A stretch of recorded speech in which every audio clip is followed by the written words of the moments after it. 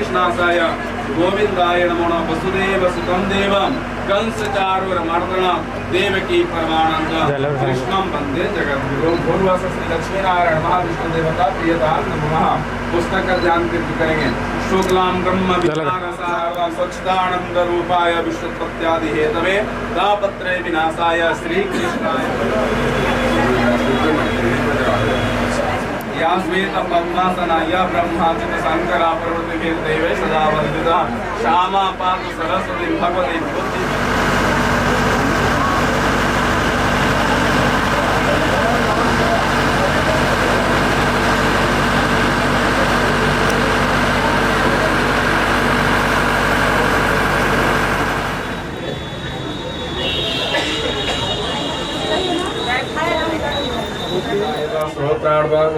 मुखादग्निर्जायत कर्पूरगौरं करुणावतारं संसाराय दिव्यंबराय च दिगंबराय नमः शिवाय च नमः शिवाय। जलेन शीतलीकरणं यतो यगानो भयन्ना पशुभ्यः सुशान्तिर्भवतु सर्वारिष्ट शान्तिर्भवतु।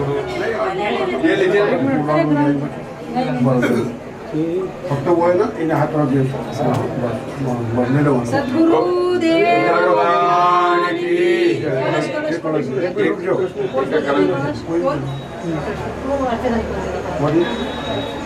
नहीं ओदी भी कलश देना है। हाँ दो तीन दे दो दो लेडीज को दो दे देंगे जी दीदी आप ही अपने हाथ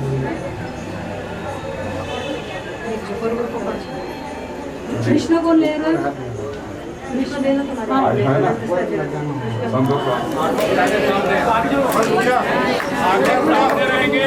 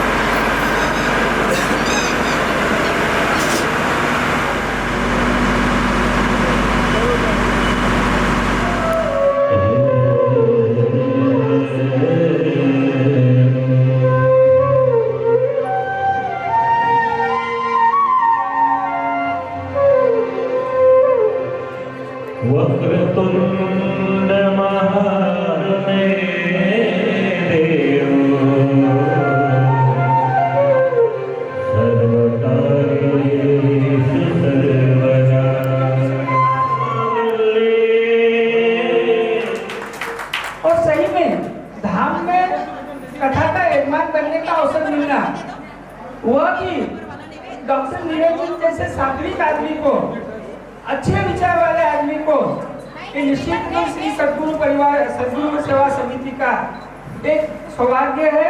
उनको समिति की ओर से बहुत बहुत बधाई है। साथ ही इसके आगे के लिए मैं परम श्रद्धेय आचार्य शत्रुघ्न जी को माइक सौंपता हूँ। सहस्राक्ष सहस्रपाद सभूमिगं सर्वसर्वातिष्ठतु सांगोलम् पूर्वैवेदगं सर्वं जदभूतं जवाप्यम् उदामृतशेषाणो जदन्नेनातिरोहति एतावानसमहिमातो जायाश्च पुरुषा पावनं तेज। हम उनके सामने जी पर क्या दिखा सकते हैं?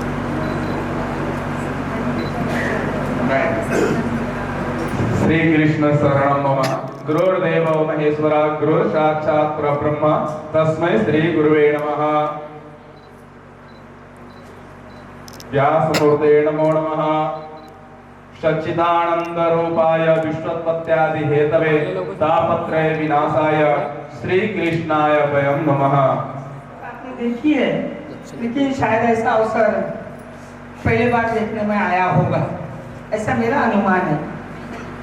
श्री सत्य परम पूज्य राजेंद्र दास महाराज वृंदावन निवासी, इनके मुखारबिंद से था कि एक समय पहले जब कोई साधनों की व्यवस्था नहीं थी और बैलगाड़ी से जब प्रवचनकार कथा व्यास कथा के लिए पधारते थे तो उनका सबसे पहले कथा व्यास का स्वागत होता था। मैं कथा का मुख्य यजमान नहीं हूँ, मुख्य यजमान कथा के डॉक्टर निरंजन जी और नीता जी है, इसीलिए मैंने ये पूजन व्यासपीठ पे नहीं किया। यहाँ बैठा के देवी जी को मैंने विनती की थी, शायद अलग है। केवल इतना ही नहीं, इसके पश्चात सन्यासी का पूजन होगा, उसके पश्चात ब्राह्मण देवता का पूजन होगा। आपकी अनुमति से लूंगा और 10 मिनट में कार्यक्रम संपन्न होगा। कृपया आप अनुमति प्रदान करें, ठीक। और मैं परम श्रद्धेय देवी जी से निवेदन करूंगा कि आप व्यासपीठ पर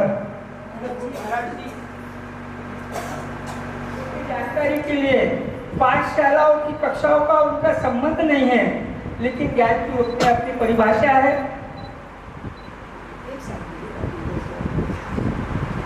तो वो अपने विचारों में इतने मस्त है और जितने लोगों को रेलवे के टिकट भी मिले हैं, इनके परम भक्त आदरणीय दीपक जी कुशवाहा जो इनके बाद के बाहर नहीं है, उनके कारण और अशोक जी राठौर के कारण हुआ है।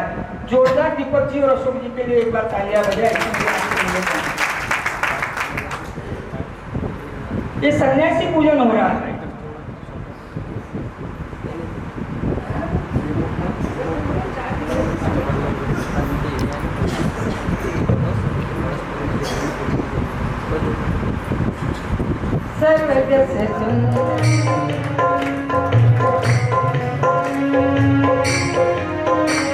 साधु संत एक ही घरात कोची दुवारी दसरा, हमारी मराठी कहावत है, वो ऐसी नहीं है। परम श्रद्धेय देवराज जी महाराज ने सम्मान स्वीकार किया। आपका बहुत बहुत नामवंत परिवार आभारी है।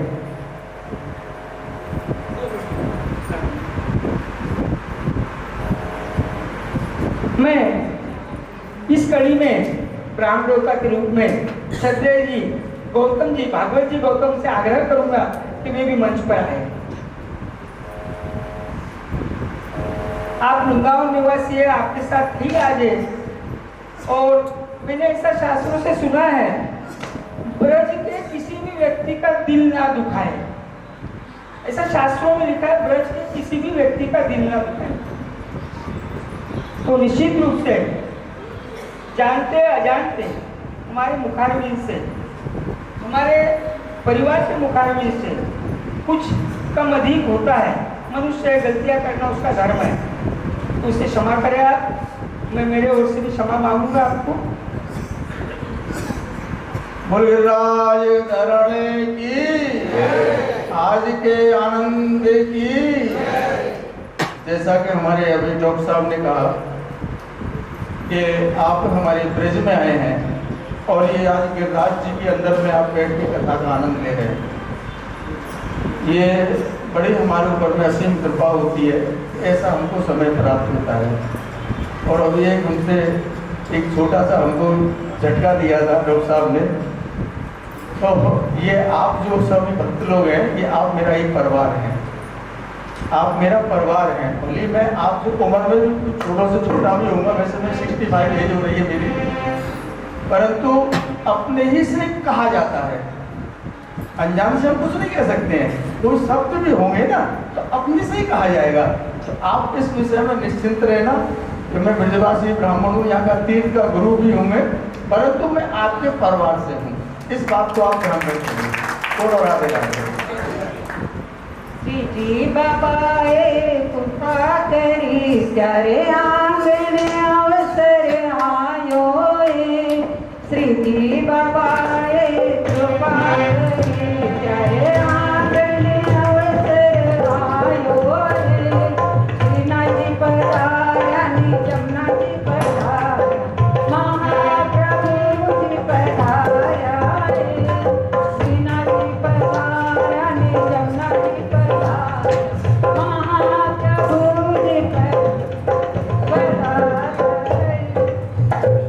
बहुत बहुत धन्यवाद।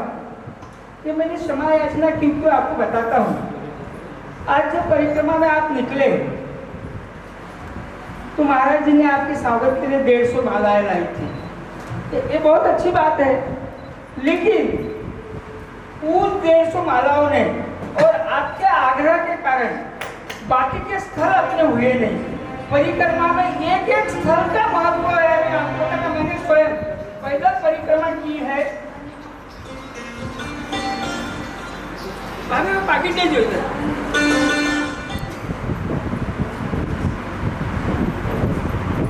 स्वागत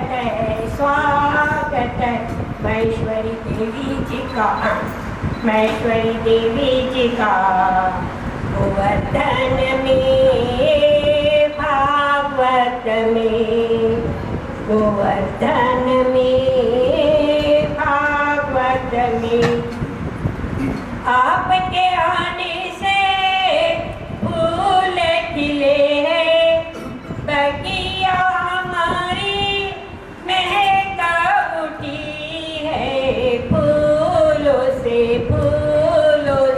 स्वागत करें, स्वागत करें माता जी का, माता जी का।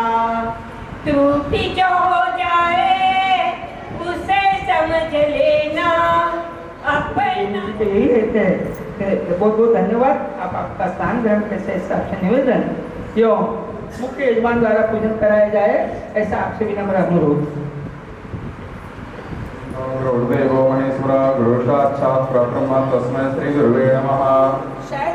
लक्ष्मीसिन्धो सलिलं सलिलं यशो कवन्ये जनकात्मजाय आदाय तेनेव ददाह लङ्कां नमामि त्वं प्राञ्जल्यञ्जनेय अंजनी गर्भसम्भूतं वायुपुत्रो महाबला कुमारो ब्रह्मचारी च तस्मै श्री हनुमते नमः। पुस्तकधारिणे नमः।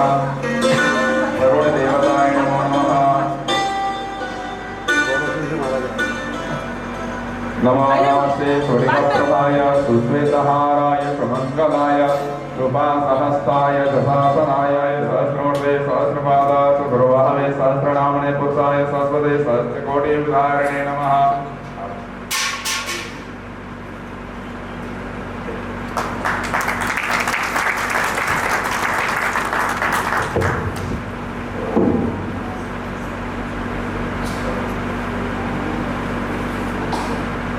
दीक्षामापनोति दीक्षामापनोति दक्षिणां दक्षिणां सर्ध्यामापनोति सर्ध्या सत्तमाप्यते।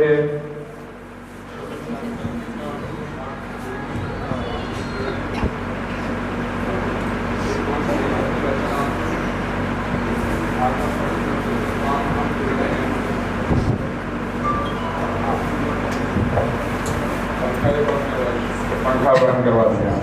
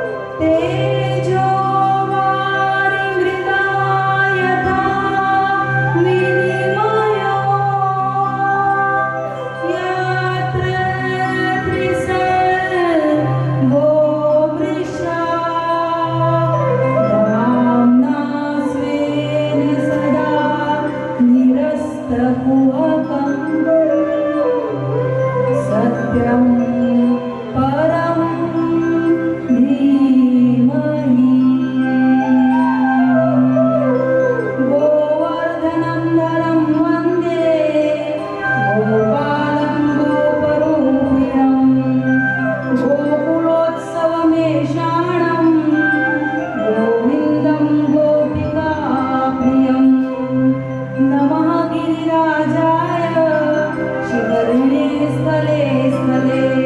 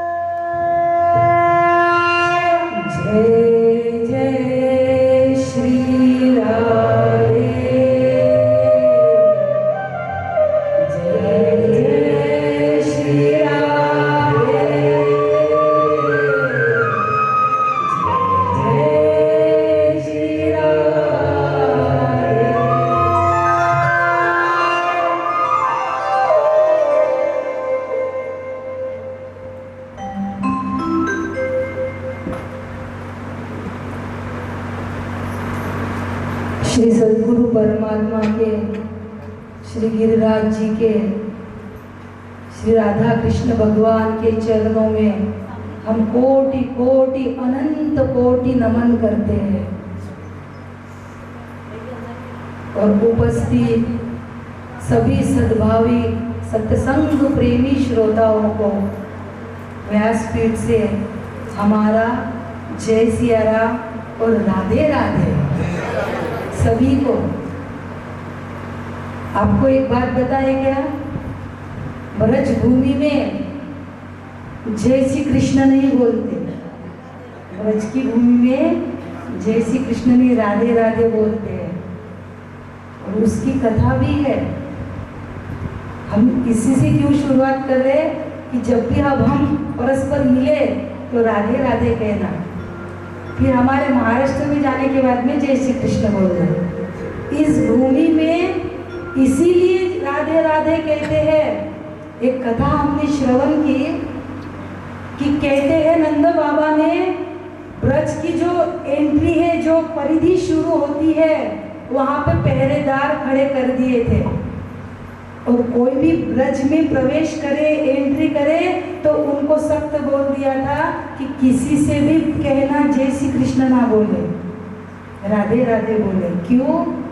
क्योंकि कृष्ण का नाम सुने, कृष्ण का नाम सुनते ही गोपियाँ अपनी शुद्ध बुद्ध खो देती थी, बावरी हो जाती थी। और राधा रानी को तो कई कई दिन तक मूर्छा आ जाती थी। राधा रानी को कई कई दिनों तक, देखिए मेरे भाई बहन, सच्चा जो प्रेम होता है आत्मा का, उसमें दो स्थितियां होती है। प्रेम में दो स्टेज होती है।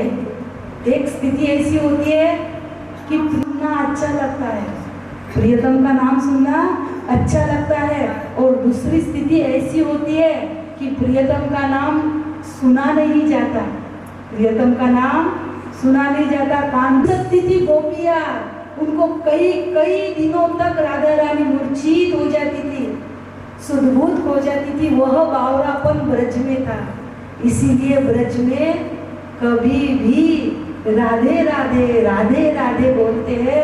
जय श्री कृष्ण बोलोगे ना तो आज भी भले ही 5250 साल हो गए, लेकिन आज भी यहाँ के कण कण में, पत्ते पत्ते, डाल डाल, हर एक वृक्ष में, हर एक रच के कण में आज भी मेरे कृष्णचंद्र परमात्मा, मेरी श्री जी, लाडली जी आज भी विराजते हैं। इसलिए हम यदि कृष्ण बोले और राधा रानी को पीड़ा हुई तो इसीलिए हम राधे राधे बोलेंगे। फिर हम उधर जाने के बाद में जय श्री कृष्ण जो आपको अच्छा लगे। और ऐसी ब्रज की भूमि, ऐसी पावन भूमि जिसकी महिमा का वर्णन करना सहस्त्र मुख वाले शेष जी भी और माँ शारदा भी वो भी नहीं कर सकते, तो हम साधारण कलयुग के जीव क्या वर्णन करेंगे। ऐसी ब्रज की पावन भूमि, ये भूमि का टुकड़ा नहीं है मेरे भाई बहन। ध्यान से एक एक शब्द सुनना, ये कॉपी पेस्ट है। ये ब्रज भूमि गूगल की, नेट की, मोबाइल की भाषा में कॉपी पेस्ट है। यानी जो निकुंज है, जो गोलोक है, एक गोलोक से कॉपी किया और यहाँ पे पेस्ट किया। भगवान कृष्ण ने राधा रानी जी से कहा कि हे राधा रानी, कन्हैया की उपास्य प्राण प्रिया, प्राण वल्लभा, भगवान की उपास्य आराधिका। राधा जी से कहा, हे प्रिय, हमें धरती पे अवतार लेना है, हमारे लिए आप भी हमारे साथ चलिए। इस निकुंज से, उस गोलोक से आप भी हमारे साथ चलिए। तो राधा रानी ने कहा, ये संभव ही नहीं है कन्हैया, हे मेरे प्राण वल्लभ। यत्र गोवर्धन नास्ति, यत्र नो यमुना नदी, यत्र वृंदावनम नास्ति, न तत्र में मनः सुखः। राधा रानी ने कहा, जहाँ गिरिराज गोवर्धन नहीं है, जहाँ यमुना सखी नहीं है, जहाँ वृंदावन नहीं है, वहाँ मेरा पदार्पण हो ही नहीं सकता, वहाँ मैं आ ही नहीं सकती। भगवान ने कहा, हरि जी मुस्कुरा दिए, कन्हैया मुस्कुरा दिए, हे श्री जी हमें पहले ही पता था, इसीलिए हमने भारत भूमि पे इस माथुर मंडल में पहले से ये सारी व्यवस्था करके रखी है। ये पूरा जितना भी 84 कोस जितना भी है ना, ये जहाँ भगवान ने लीला की है, ये 84 कोस यानी स्वयं भगवान कृष्ण का साक्षात स्वयं फैला हुआ स्वरूप है। ये जो 84 कोस की यात्रा करने के लिए हम आए हैं, ये कोई साधारण बात नहीं है। आज जब संकल्प छोड़ रहे थे तब पुरोहित जी ने कहा ही था, ये कोई यानी ऐसा समझिए कि अति हरि कृपा जाही पर होई, पाव देहि मार्ग सोई। कोई आते आते कैंसिल हो गया, पहले दिन तक किसी की रिजर्वेशन, किसी का कुछ हुआ, और उन्होंने भी कहा था जिसे मेरे श्री जी भूमि तक आया है। इसीलिए परमात्मा की अनंत अनंत अनंत ऐसी कृपा है। अनंत यानी जिसका अंत नहीं होता, उसका नाम अनंत है। इस कृपा का अंत ही नहीं मेरे भाई बहन। इसलिए आज हृदय इतना भर भर के आ रहा, हम संभाल रहे अपने आंसुओं को, और आंखें भर भर के आ रही रह रही के। क्यों? न तोल कर देता है, न मोल कर देता है। मेरा कन्हैया जब भी देता है, दिल खोल कर देता है। मेरा कन्हैया जब भी देता है, दिल खोल कर देता है। इसलिए यानी वो कहते हैं ना, ये तो तेरी कृपा है, वरना मुझ में ऐसी कोई बात नहीं। ये तेरी कृपा है, तेरी असीम कृपा। इतना दिया दाता ने मुझे, इतना दिया कान्हा ने मुझे, जितनी मेरी औकात नहीं। ये तो तेरा रहम है कान्हा, वरना मुझ में ऐसी कोई बात नहीं, मुझ में ऐसी कोई बात नहीं। परमात्मा कृपा करके जब भी बुलवाता है, हमारी वैसी भी ताकत नहीं है मेरे भाई बहन बोलने की। हम तो केवल एक निमित्त मात्र, एक भोगा रहते हैं। करंट उधर से मिलता है, जब भगवान की ओर से मिलता है तभी वाणी में भी प्रभाव आता है। नहीं तो आज बच्चा नहीं सुनता किसी की, और आप क्यों सुनने बैठे इतने दूर से आके, इतना सब करके, कोई हमें थोड़ी सुनता है। प्रभु की कृपा जब बरसती है तब वाणी में प्रभाव भी आता है और बोला भी जाता है। और वह भी मास कितना पावन मास है, कार्तिक मास। कार्तिक मास की महिमा, कार्तिक मास की महिमा बताना, कि गिरिराज गोवर्धन की बताना, कि भागवत जी में प्रवेश करके भागवत महात्म्य बताना। और समय बहुत कम है, केवल 1 घंटा समय है। इसलिए जैसे जैसे समय, जैसे हमारे कथा प्रसंग में आएगा, जितना प्रभु पावन मास, इसी कार्तिक मास को दामोदर मास भी कहते हैं। इसी कार्तिक मास को दामोदर मास, क्यों दामोदर मास को कहते पता है आपको? कथा श्रवण की होगी आपने, पता है? इसी कार्तिक मास में यशोदा मैया ने भगवान को, कन्हैया को उखल से बांधा था। इसी कार्तिक मास में यशोदा मैया ने कन्हैया को उखल से बांधा था। दाम यानी रस्सी, उदर यानी पेट। दाम रस्सी, उदर पेट। जैसी जैसी मैया रस्सी बांधती थी, वैसी 2 उंगल रस्सी कम पड़ती थी। कन्हैया अपना पेट बड़ा कर लेते थे और रस्सी को अपने में समेटते थे, इसलिए नाम पड़ा दामोदर। दाम यानी रस्सी और उदर यानी पेट, इसीलिए दामोदर। ये दामोदर मास भी है। और हर बार 2 ही उंगल की रस्सी कम पड़ी, हर बार। ये तो पंचम दिवस का है बाल चरित्र, लेकिन अब जैसे जो समय आए वो बता देते। 2 ही उंगल यानी 2 ही उंगल की रस्सी क्यों कम पड़ी, उसका कारण हमने संतों से सुना है। एक अहंता और एक ममता। जब तक हमारे जीव के भीतर अहंता और ममता, अहंता यानी अहंकार, हम कर रहे मैं, अहंकार और ममता यानी जो ये अहंता और ममता की ये 2 ही उंगल की रस्सी भगवान को बांधने के लिए कम पड़ती है मेरे भाई बहन। जब तक तेरी खुदी न मिटे खुदा नजर न आएगा। यह अभिमान गेला तुका म्हणे ब्रह्म झाला। ये दो, जब तक ये अहंकार और ये ममता और अहंता है तब तक हम हमारे प्रेम के रस्सी में भगवान। पहली बात तो हम विश्लेषण करेंगे आगे, ना हमारे ज्ञान में बनेगा, ना ऐश्वर्य में बनेगा, न किसी चीज। भगवान बंधता ही नहीं है किसी चीज में। यदि उसे कोई बांध सकता है तो वह केवल हमारा प्रेम, हमारा भाव। प्रबल प्रेम के पाले पड़कर प्रभु को नियम बदलते देखा। अपना मान टले टल जाए पर भक्त का मान न टलते देखा। अभी नहीं टालते, लेकिन वो प्रेम, वह समर्पण, वह त्याग, वो होना चाहिए हमें, तो प्रभु हमसे बनते हैं। और ये कार्तिक मास प्रभु को बांधने का मास है। और प्रभु कैसे बनते हैं? हमारे प्रेम से ही बनेगा कन्हैया। कन्हैया ऐसे बन ही नहीं सकता।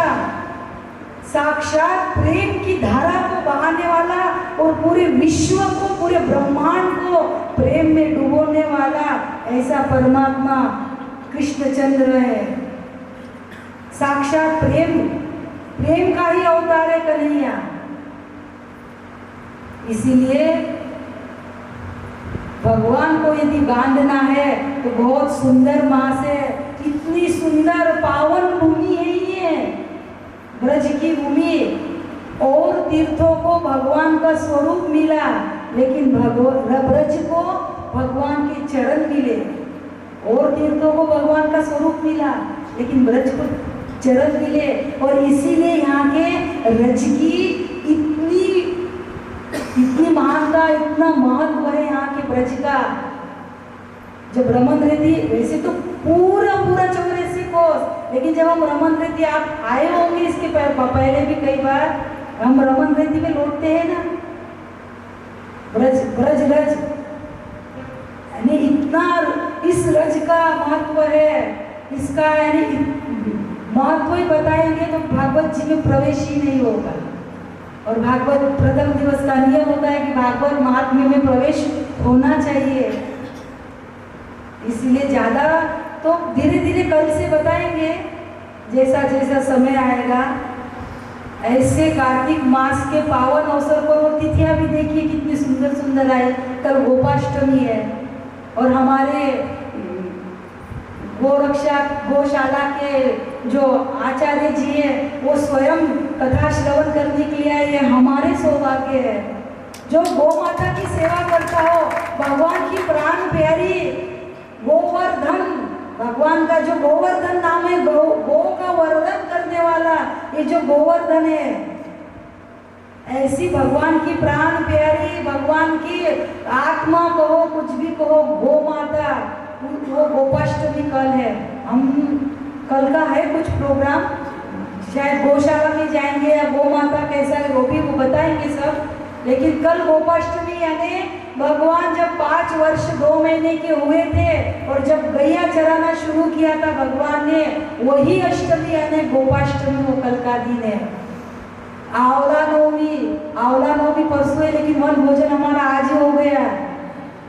आंवला नवमी का जी निरंजन जी नहीं पास में आ गया, एक शब्द में स्वीकार कर लिया, इसलिए आपको भी बहुत बहुत धन्यवाद। ब्रज की भूमि में ये यजमान बनने को मिला, इससे परमात्मा की कृपा ही नहीं है। इससे बढ़कर पैसा तो खूब कमाता आदमी, बाकी सब मिल जाएगा, लेकिन इसके लिए उसकी कृपा होना, इन सब चीजों के लिए, आध्यात्मिक उन्नति के लिए, इन सब अलौकिक बातों के लिए अलौकिक कृपा ही होना। ये परमात्मा की हम सब पे अलौकिक दिव्य अद्भुत कृपा हुई जो आज ऐसा संयोग बना। इसीलिए एक छोटा सा भजन हम पहले प्रभु को गा लेते हैं, प्रभु के लाला के चरणों में एक भजन अर्पण करते हैं, फिर भागवत जी के महात्म्य में प्रवेश करेंगे।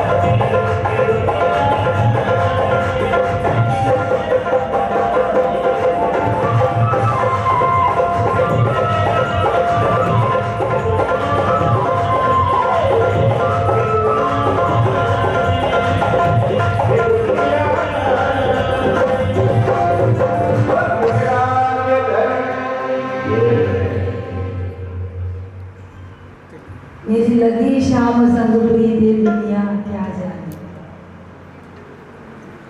आइए श्री भागवत जी के महात्म्य में हम प्रवेश करें। भागवत जी का जो महात्म्य होता है उसमें हम प्रवेश करेंगे। देखिए मेरे भाई बहन, वैदिक वाङ्मय का सर्वोच्च सदग्रंथ श्रीमद् भागवत महापुराण है। वैदिक वाङ्मय का सर्वोच्च सदग्रंथ। और ऐसे भागवत रूपी गंगा में आज से 6 दिन तक आप हम सभी डुबकी लगाएंगे। हमने क्या कहा, शब्दों पे ध्यान देना है कि ऐसे भागवत रूपी गंगा में हमें डुबकी लगाना है, केवल श्रवण नहीं करना है। भागवत रूपी गंगा में हमें डुबकी लगाना है। आप कहेंगे गंगा जी तो हरिद्वार, ऋषिकेश, गंगोत्री वहां पे है। ये भागवत रूपी, भले भागवत कैसी गंगा हुई, आप सोच सकते ना ऐसा। गंगा जी तो वो है, फिर भागवत को गंगा कहने की क्या आवश्यकता है, क्या जरूरत है।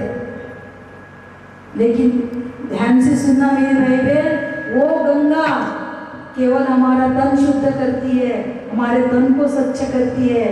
लेकिन ये भागवत रूपी, कथा रूपी गंगा, ये हमारे मन को स्वच्छ करती है, मन को शुद्ध निर्मल बनाती है, मन को साफ सुथरा बनाती है। ये भागवत रूपी गंगा।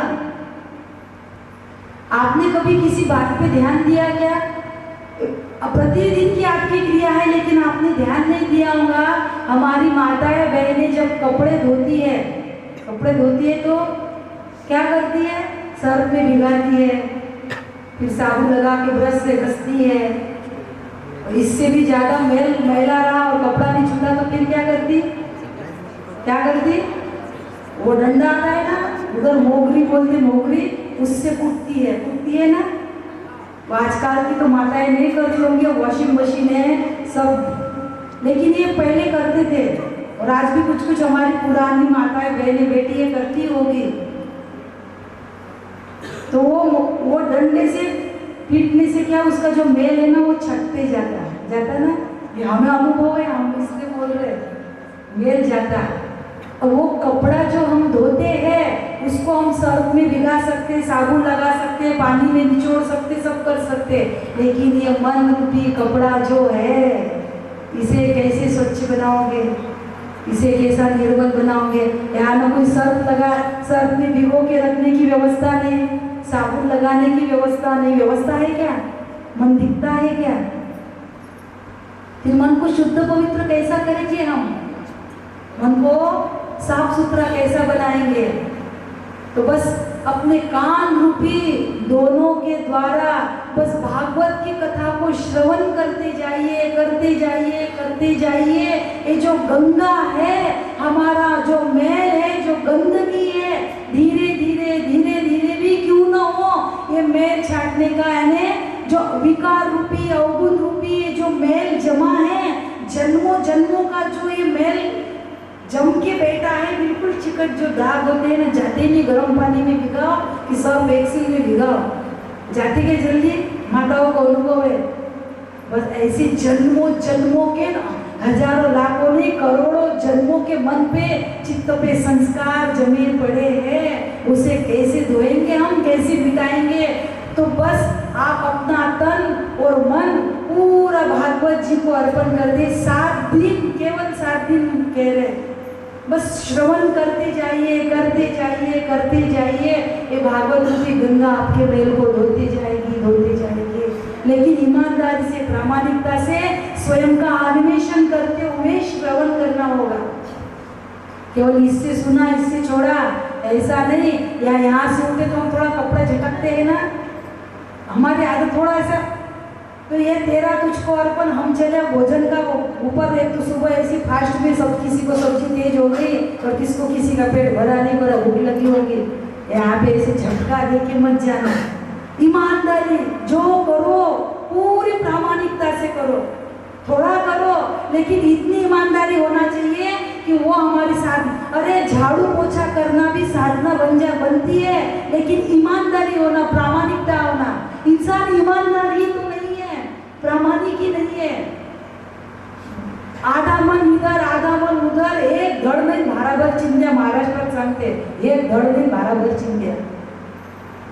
एक में से पूरा मन दे के हम कार्य करें ना, तो हमारा झाड़ू पोछा, बर्तन, कपड़े और हमारे भाइयों का जो भी बिजनेस होगा, काम धंधा होगा, जो भी होगा, वो उसकी साधना बनती है और उसी से परमात्मा प्राप्ति हो सकती है। लेकिन जितनी नियत हराम में, उतनी हरि से होए, चला जाए बैकुंठ में बल्ला न पकड़े को। हमारी फालतू बातों में नियत लग रही है, इसीलिए तो हरि में लगानी पड़ती। फालतू बातों में जो नियत ही न लगे तो बचा तो हरि बचा। पाप कर रहे इसलिए तो पुण्य करना पड़ता। पाप ही मत करो ना, तो जो बच रहा पुण्य ही है, अलग से करना ही। लेकिन होता ही है, हम कलयुग के साधारण जीव है, होता ही है। इसीलिए प्रामाणिकता से अन्वेषण पूर्वक श्रवण करना। एक भागवत गंगा तो है ही, लेकिन भागवत क्या है? और भागवत क्या है? एक दर्पण, आईना। भागवत क्या है? दर्पण। हम दर्पण में क्या करते हैं? हमारा चेहरा देखते हैं ना, थोड़ा सा मेकअप करते हैं, थोड़ा लाली पाउडर, बिंदी थोड़ी सी इधर उधर हुई होगी तो करते हैं ना। और आईने का, दर्पण का एक खास गुण क्या है? खास गुण क्या है? हम जैसे हैं वो वैसा ही दिखाता है। हम जैसे ऐसे नहीं कि थोड़ी सी रिश्वत ले ले, भाई हम थोड़े सावले हैं तो हमें गोरा बना दे, थोड़ा सा कुछ ले ले, ये आईना नहीं करता। हम जैसे हैं, सावले हैं तो सावले दिखाएगा, गोरा है तो गोरा दिखा, हम जैसे हैं। बस यही काम भागवत का है। यदि हम प्रामाणिकता से अन्वेषण पूर्वक श्रवण करें तो भागवत हमें हमारा स्वरूप दिखाएंगे। हम मानव हैं कि दानव हैं या 50-50 दोनों हैं, हम क्या है ये भागवत हमें दिखाएंगी। जैसे जैसे एक एक चरित्र आएगा हम आगे बढ़ेंगे, ये भागवत हमें दिखाती है। इसलिए आपके 7 दिन उसमें भी 3-3.5